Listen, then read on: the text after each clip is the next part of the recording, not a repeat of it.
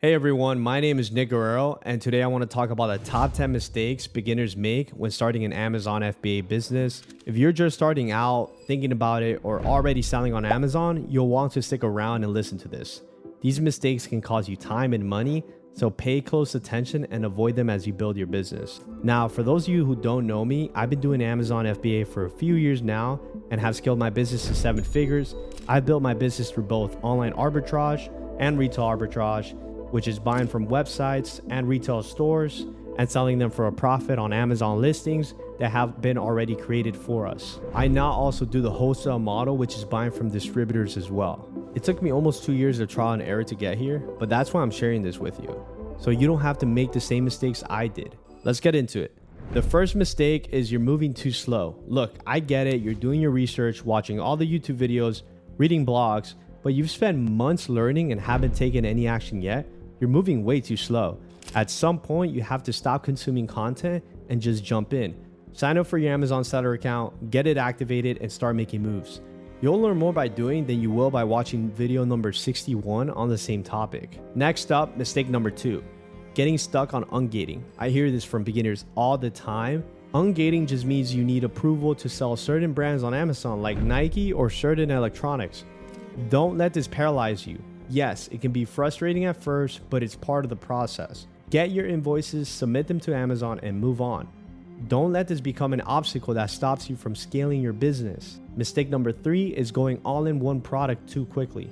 I learned this the hard way with a product in the beginning. Everything was going great, sales were booming, and I got a little too confident. I bought way too much inventory and the demand dropped. I ended up barely breaking even. You have to stay flexible in this business. If you see the market shifting, don't ignore it. Adjust your strategy and don't overcommit to one product. Mistake number 4 is the opposite. Investing too little when you found a winning product. If you've done your research, the market looks good, and your test buys sell out quickly, don't be afraid to go in a little bigger. If you know you can sell 300 units, then buy 300. Don't hold back and miss out on the potential profits just because you're hesitant.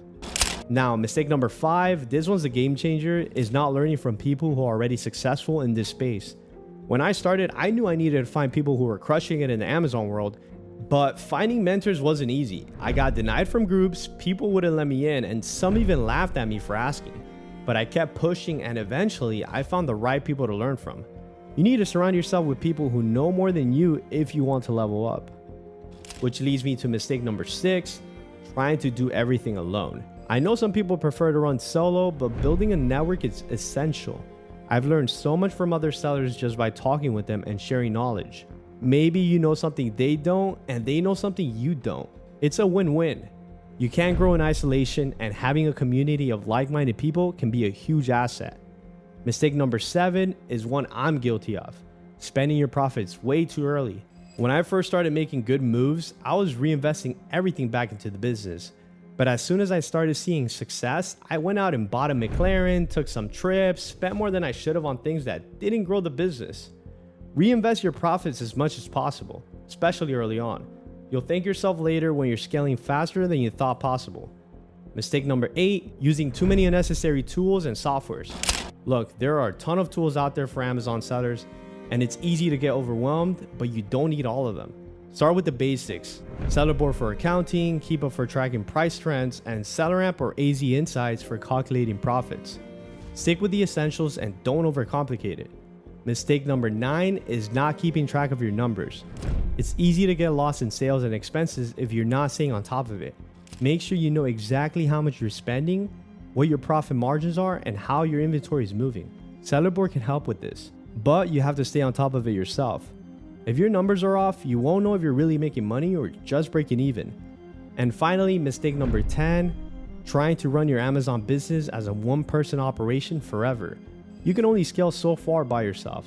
Once you start growing, you need to delegate. Hire a virtual assistant, outsource your shipping to a prep center, or get someone to help with the product research. You can't do it all alone. Free up your time so you can focus on the most important parts of your business: scaling and strategy. These are the top 10 mistakes I've seen beginners make over and over again. I've made most of these mistakes myself, if not all, but I learned from them, and that's why I'm sharing them with you today. If you're serious about growing your Amazon FBA business and you want to avoid these mistakes, book a call with my team below where you'll be able to learn from and work with me directly in my coaching program inside my Amazon community called Ecom Success Network, where we'll be able to help you start selling on Amazon today. Thanks for watching, and don't forget to subscribe. I've got more videos coming up, including interviews with sellers who have scaled their businesses from 0 to 6 figures. Catch you in the next video.